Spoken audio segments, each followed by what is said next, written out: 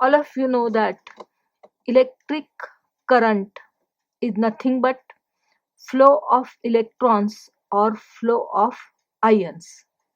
Now, the substance through which electricity flows, that is called as conductor. On the basis of type of flow of ions or electrons, there are two types of conductors. The first one is metallic conductor and the second one is electrolytic conductor. Metallic conductor and electrolytic conductors, these are the two types of conductors. Electrolytic conductors are also called as ionic conductors, or that conductance is called as electrolytic conductance or ionic conductance. In metallic conductors, what happens? You know that metals have free electrons. So when potential is applied, then these electrons flow from one point to another point, and due to this we can obtain the flow of electrons and therefore electricity is produced. In the topic solid state or in physics, you know what is a metallic conductor, what are free ions, and what is the conduction band, and due to which due to what we can obtain the electrical energy. But remember that in metallic conduction there is no change in any chemical composition of that substance. For example, if electricity flows through Cu wire, copper wire, then copper wire remains as it is. There is no change in the chemical composition of metallic metallic conductor. Now, what is electrolytic conductor or ionic conductor? Here, you know that there are some substances like acids, bases, or ionic salts, the salts which are obtained due to the ionic bonding. These substances, when they are dissolved in water or when we fuse them, when we melt the ionic salts, then they are converted into ions, and due to which electricity can flow through the aqueous solution of these substances or through the fused solution of these substances. And so this conduction is called as electrolytic conduction, or these are called as electrolytic conductors. So these substances are called as electrolytic conductors. For example, you have studied acids, HCl, H2SO4, bases NaOH, KOH, salts, ionic salts like NaCl. Through these solutions, if you take aqueous solution of all these substances, then they are converted into ions, and so electricity can flow through these ions, and therefore these are called as electrolytic conductors. Now remember that in this topic or in chemistry we have to concentrate on electrolytic conductors or ionic conductors.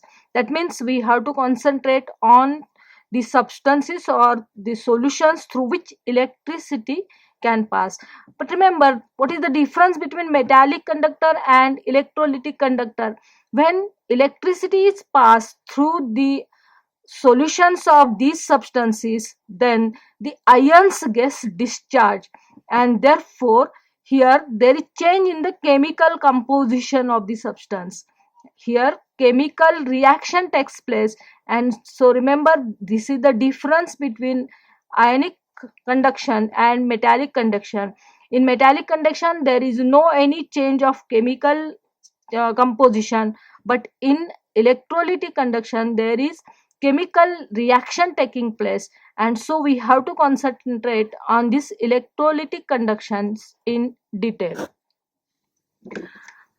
Now see how the conductivities of different solutions are measured. The conductivity can be measured by taking the aqueous solution or fused solution of the substances.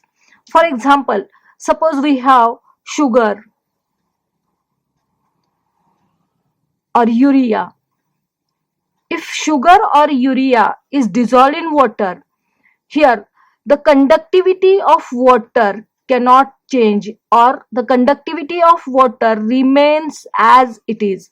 You know that water is considered as it is bad conductor of electricity. Pure water cannot conduct electricity practically, and therefore when you add sugar or urea in water, the conductivity of water remains same. That means sugar and urea solution cannot conduct the electricity, so these substances are called as non-electrolytes.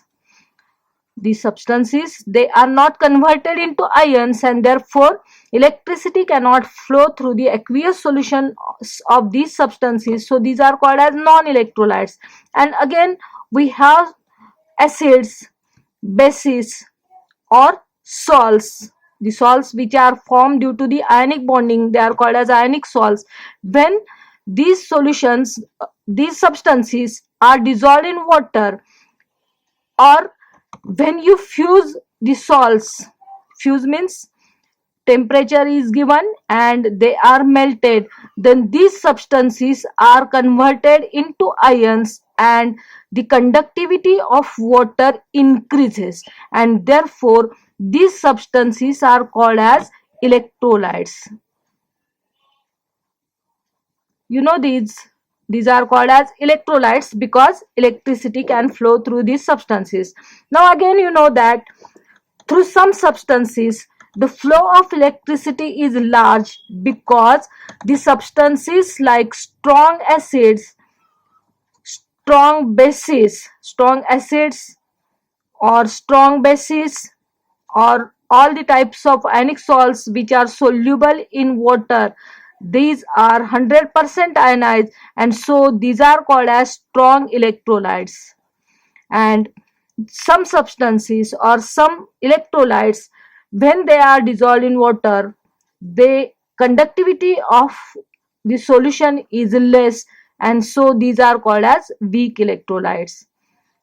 All of this we have studied in the topic ionic equilibria, but remember, you have to study this concept in electrochemistry also. That means here acids, bases and salts, the aqueous solution of these or fused solution of fused substance or fused salts, they can conduct electricity due to the formation of ions, and so these are called as electrolytes.